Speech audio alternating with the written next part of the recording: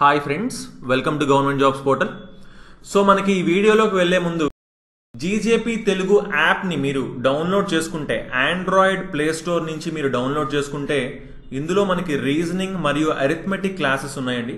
So మీరు ఎలాంటి competitive ఎగ్జామ్కి ప్రిపేర్ అవుతున్నా సరే, ఎగ్జామ్లో రీజనింగ్ లేదా అరిథమెటిక్ ఉంటే కంపల్సరీగా మీకు ఈ క్లాసెస్ అనేవి హెల్ప్ అవుతాయి అన్నమాట. సో అరిథమెటిక్ మనం చూసుకుంటే 6 months వ్యాలిడిటీ కోర్స్ ఉంది, అలాగే 1 year వ్యాలిడిటీ కోర్స్ కూడా ఉందండి. అలాగే రీజనింగ్ కూడా మనకి 1 year వ్యాలిడిటీ కోర్స్ ఉంది. సో 6 months కోర్స్కి 800 ఫీ అనేది పే చేయాల్సి ఉంటుంది అరిథమెటిక్కి. చూసుకోండి, ఈ క్లాసెస్ ఏ ఎగ్జామ్కైనా సరే, ఏ కాంపిటేటివ్ ఎగ్జామ్కైనా సరే మనకి హెల్ప్ అవుతాయి. సో అలాగే 1 yearకి వచ్చేసి మనకి 1200 ఫీ ఉందండి. సో రీజనింగ్ 1 yearకి 1200 ఫీ పే చేయాల్సి ఉంటుంది. సో డెమో వీడియోస్ గురించి మాత్రం తప్పకుండా మా ఛానల్, యూట్యూబ్ ఛానల్లోనే ఇప్పుడు మీరు చూస్తున్నారు కదండి, ఈ ఛానల్లోనే మనం మోర్ దాన్ 500 వీడియోస్ చేయడం జరిగింది. సో ఈ వీడియోస్లో మీరు ఏవైనా సరే చూసి మీరు డిసైడ్ చేసుకోవచ్చు అనమాట, క్లాసెస్ జాయిన్ అవ్వాలో లేదో. ఓకేనండి, సో ఇప్పుడు మనం వీడియోలోకి వెళ్ళిపోతాం. దేశంలోనే అత్యంత పొడవైన రైలు రోడ్డు వంతెనను 2018 డిసెంబర్ 25న అసోంలోని బోగీబిల్ అనే ఒక ప్రాంతంలో, అస్సాం స్టేట్లోని బోగీబిల్ అనే ఒక ప్రాంతంలో నరేంద్ర మోడీ గారు ప్రారంభించారనమాట. ఓకేనండి, దీన్ని ఎక్కడా అని అడుగుతూ ఉంటాడు ఎగ్జామ్లో. అస్సాంలోని బోగీబిల్. అదేవిధంగా ఇది ఏ నది పైన అని అడిగినట్లయితే బ్రహ్మపుత్ర నది పైన అనమాట. ఏ నది అండి? బ్రహ్మపుత్ర నది పైన దీన్ని నిర్మించడం జరిగింది. ఈ బ్రిడ్జ్ని, రైల్ కమ్ రోడ్ బ్రిడ్జ్ని ఏర్పాటు చేయడం జరిగింది బ్రహ్మపుత్ర నది పైన. అయితే ఇది ఏ రాష్ట్రాల మధ్యలోనంటే అస్సాంకి అరుణాచల్ ప్రదేశ్ స్టేట్స్కి మధ్యలోని దీన్ని నిర్మించడం జరిగింది. ఓకేనండి, అస్సాంకి అరుణాచల్ ప్రదేశ్ రాష్ట్రాల మధ్యలోని దీన్ని నిర్మించడం జరిగింది. ముఖ్యంగా ఒకవేళ జిల్లాలుగా అడిగినట్లయితే డిబ్రూగఢ్, అస్సాంలో ఉన్న డిబ్రూగఢ్ నుంచి అరుణాచల్ ప్రదేశ్లోనున్న ధెమాజీ జిల్లాల మధ్యలో దీన్ని ఏర్పాటు చేశారు. సుమారుగా దీని యొక్క లెంత్ మనం చూసుకున్నట్లయితే ఈ బోగీబిల్ బ్రిడ్జ్ అన్నది 4.94 kilometers అన్నది దీని యొక్క డిస్టెన్స్ ఉందన్నమాట. ఓకేనండి, ఇటీవలగా అస్సాం రాష్ట్రంలోని బోగీబిల్ అనే ఒక ప్రాంతంలో నరేంద్ర మోడీ గారు మన దేశంలోనే అతి పొడవైన రైల్వే రోడ్ కమ్ బ్రిడ్జ్ని దీన్ని ప్రారంభించడం జరిగింది. దీని యొక్క లెంత్ ఎంత అంటే 4.94 kilometers. ఓకే సార్, మరొకటి చూద్దాం.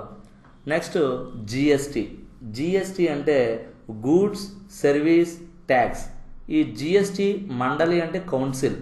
జిఎస్టీ కౌన్సిల్ 31st కాన్ఫరెన్స్ ఎక్కడ జరిగింది అంటే ఢిల్లీలో జరిగింది అనమాట. ఎక్కడ జరిగిందండి? ఢిల్లీలో జరిగింది. ఇది ఎప్పుడు డేట్ అని మనం చూస్తే December 22, 2018. ఓకేనండి, ఇది మీరు గమనించాలి. జిఎస్టీ మండలి 31వ సమావేశం, జిఎస్టీ కౌన్సిల్ 31st కాన్ఫరెన్స్ ఎక్కడ జరిగిందంటే ఢిల్లీలో జరిగిందనమాట. ఇది మీరు గమనించాలి. ఓకే సార్, మరొకసారి చూద్దాం ఇంకోటి. అదేవిధంగా G20 సదస్సు ఎక్కడ జరిగింది? G20 సదస్సు ఎక్కడ జరిగిందండి? అర్జెంటీనాలో జరిగిందనమాట. ఎక్కడ జరిగిందండి? అర్జెంటీనా. ఓకేనండి, ఈ అర్జెంటీనాలోని ఆ ప్రాంతం పట్టణం పేరు ఏం పేరంటే బ్యూనస్ ఎయిర్స్ అనే పట్టణంలోని ఈ యొక్క G20 కాన్ఫరెన్స్ జరిగింది. ఎప్పుడు అంటే డిసెంబర్ 2-3 తేదీలో 2018న ఈ యొక్క సమావేశం జరిగింది. ఓకేనండి, అయితే రాబో కాలంలో 2022 G20 సమావేశం ఎక్కడ జరుగుతుంది అని అడిగినట్లయితే మన ఇండియాలో జరుగుతుందండి. ఎక్కడండి? మన ఇండియాలో జరుగుతుంది. 2022లోని G20 conference will be held at 2022 in India. Okay sir, మరొకటి చూద్దాం. అదేవిధంగా ఐక్యరాజ్య సమితి, దీన్ని ఏమంటారంటే యుఎన్ఓ అని అంటారనమాట. ఈ యుఎన్ఓలోని భద్రతా మండలి అంటే సెక్యూరిటీ కౌన్సిల్.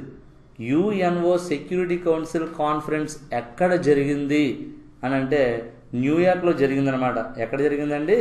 న్యూయార్క్లో జరిగింది. ఓకే, ఈ న్యూయార్క్లో ఎప్పుడు జరిగిందంటే 11th September 2018లో జరిగింది. 11th September 2018లోని ఐక్యరాజ్య సమితి యుఎన్ఓ సెక్యూరిటీ కౌన్సిల్ యొక్క కాన్ఫరెన్స్ జరిగింది. దీని యొక్క మెయిన్ మోటో ఏంటి అంటే శాంతి భద్రతలను కాపాడడం అనమాట. శాంతి భద్రతలని కాపాడడం.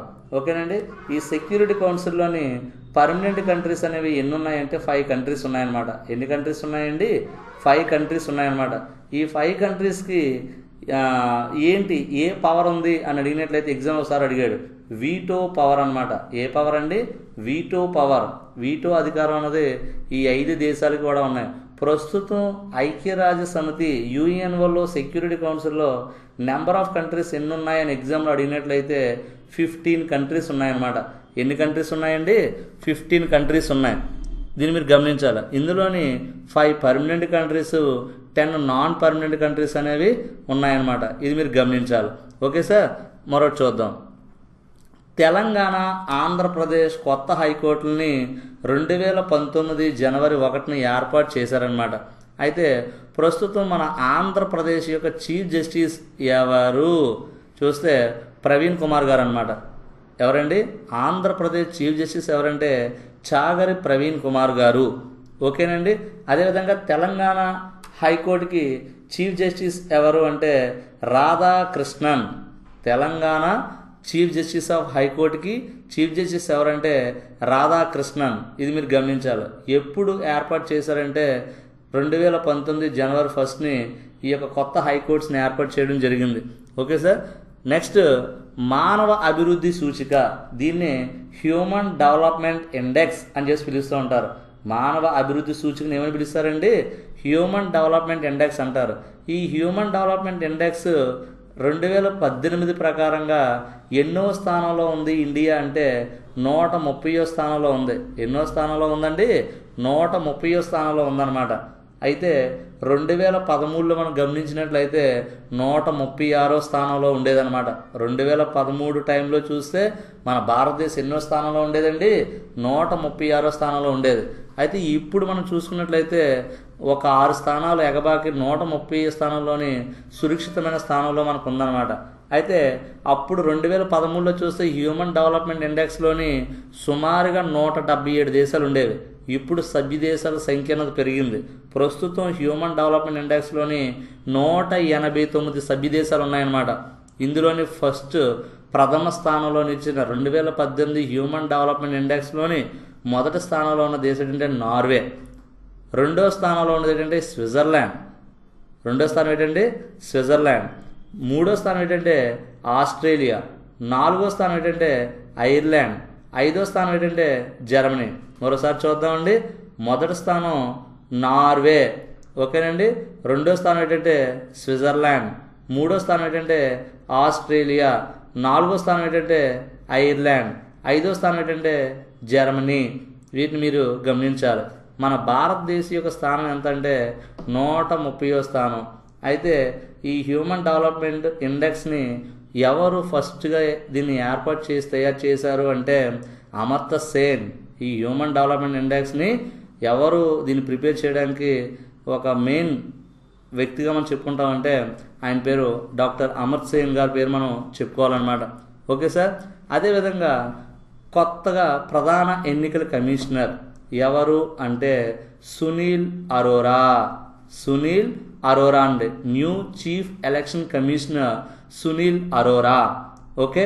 అదే మన ఆంధ్రప్రదేశ్కి అడిగినట్లయితే గోపాలకృష్ణ ద్వివేది. గోపాలకృష్ణ ద్వివేది అన్నది మన ఆంధ్రప్రదేశ్ యొక్క ప్రధాన ఎన్నికల కమిషనర్. ఆయన కన్నా ముందు ఎవరు ఉండేవారండి? సిసోడియా ఉండేవారు మన ఆంధ్రాలో. ఇప్పుడు గోపాలకృష్ణ ద్వివేది ఉన్నారు. ఓకే. మన సెంట్రల్లో కొత్త ప్రధాన ఎన్నికల కమిషనర్ ఎవరు అంటే సునీల్ అరోరా. ఈ సునీల్ అరోరా 1980 ఐఏఎస్ బ్యాచ్ చెందిన వ్యక్తి. ఈయన 23వ ప్రధాన ఎన్నికల కమిషనర్గా మనం చెప్పుకోవచ్చు. ఎప్పుడు ఈయన నియమితులయ్యారంటే డిసెంబర్ 2, 2018ని ఈయన ప్రధాన ఎన్నికల కమిషనర్గా ఈయన ఎంపిక కావడం అనేది జరిగింది. Okay sir. అదేవిధంగా ఈ యొక్క వీడియో కానీ మీకు నచ్చినట్లయితే మీ ఫ్రెండ్స్కి షేర్ చేస్తారని కోరుకుంటున్నాం. అయితే మరొక వీడియోలో ఈ కరెంట్ అఫైర్ బిట్స్ని మనం చూద్దాం మరికొన్ని నెక్స్ట్ వీడియోలోని. ఈ యొక్క వీడియో మీకు నచ్చినట్లయితే లైక్ అయితే మీరు షేర్ చేస్తారని కోరుకుంటున్నాం.